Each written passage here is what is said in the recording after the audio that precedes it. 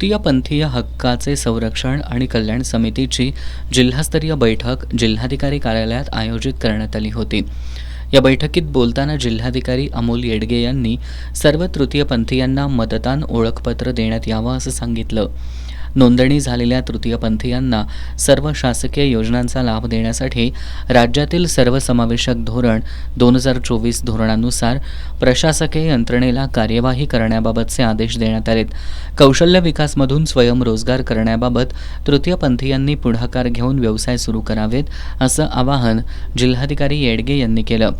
तसंच कोल्हापूर जिल्ह्यातील नोंदणी झालेल्या तृतीयपंथीयांना संजय गांधी निराधार योजनेचा लाभ देण्यात यावा, यासाठी शिबिराचं आयोजन करावं असे निर्देश जिल्हाधिकारी अमोल येडगे यांनी दिलेत। बैठकीमध्ये समाज कल्याण कार्यालयाचे सहाय्यक आयुक्त आणि समितीचे सदस्य सचिव सचिन साळे यांनी मागील बैठकीचं इतिवृत्त वाचन केलं।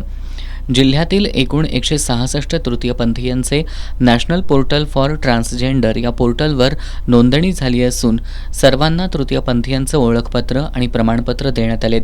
याबाबतचा आढावाही यावेळी घेण्यात आला। जिल्हाधिकाऱ्यांच्या हस्ते पुढील आठवड्यात 27 तृतीयपंथीयांना ओळखपत्र आणि प्रमाणपत्र देण्याबाबतचं नियोजन या बैठकीत करण्यात आलं। बैठकीला पोलीस विभाग, जिल्हा परिषद आरोग्य विभाग, महिला बालकल्याण विभाग, मैत्री संघटना तसंच समितीच्या सदस्या, समाज कल्याण कार्यालयाचे अधिकारी उपस्थित होते।